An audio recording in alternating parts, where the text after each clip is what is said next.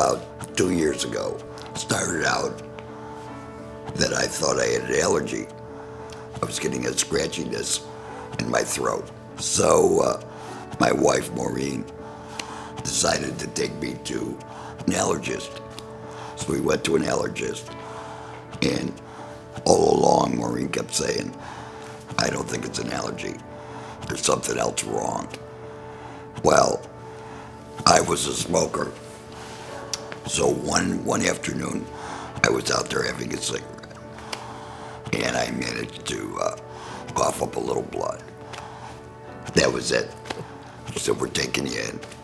They put me through a battery of tests, everything from a complete physical to MRIs, CAT scans, PET scans.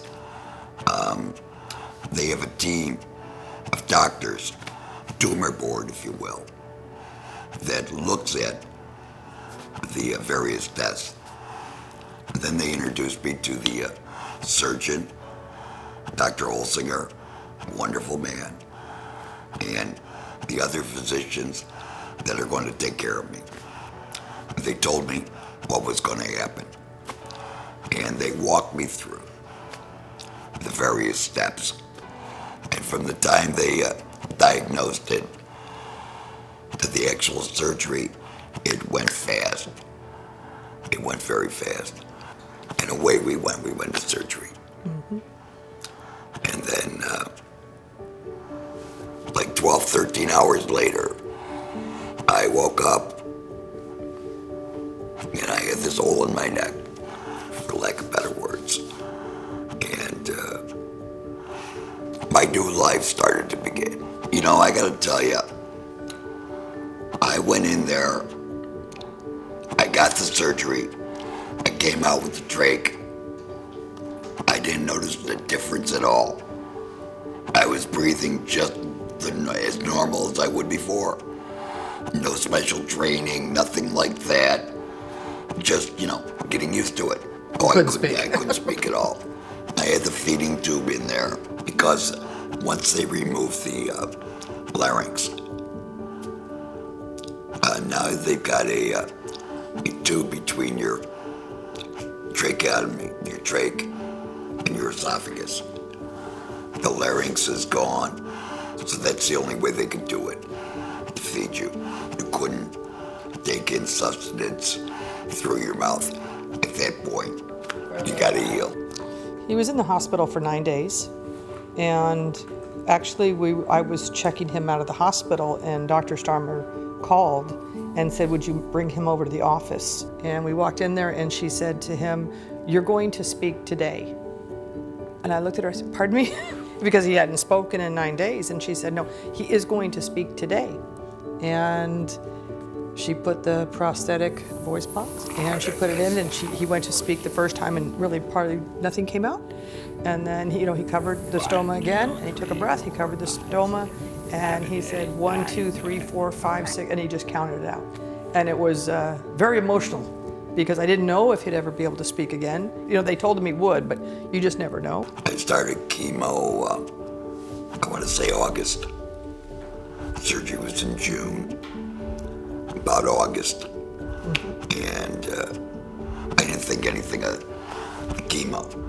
I had the first loading of the chemo that lasted, 6, 7 hours. Real big dose. And I kept saying, what's the big deal? Until 12 hours later. And then it hit me. I got a little sick. And I went into the hospital. I was there for about 10 hours or so. They let me go. I was okay. The chemo was once a week for 8 weeks. And basically, anybody who's taking it goes in a chair. They shoot you up, my chemo, and I watched TV, fell asleep, and that was about it.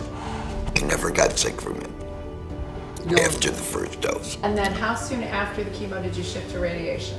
After the second week of chemo, And the radiation treatment itself only lasted about 5 minutes.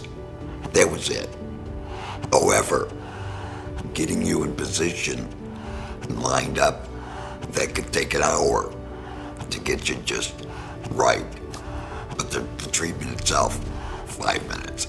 And you don't feel anything. They're shooting this stuff into you. You don't feel it. They started telling me how terrible this was going to be. And after 2 weeks, I said, this is nothing. Well, then, the other shoe fell. The radiation kicked in. And then that was painful. That was the only pain I ever had. It's the radiation. The best way they described it is like a deep sunburn. And it was right in my throat. And I couldn't swallow anything. And that lasted about 3 weeks. And during that time, your taste buds are shot. You can't taste anything. But eventually, it goes away. And your taste buds return. And you start enjoying the food again. You know, in light of everything, when you find out that you're diagnosed with it, cancer, after you get over the initial shock, I realized, I said, you know, it's not a death sentence. You're not necessarily going to die from this. We're going to deal with it, and we're going to go on with our life. And that's what we've been doing. Mm-hmm. We've been getting on with our life. And life is good, I can tell you. It is good.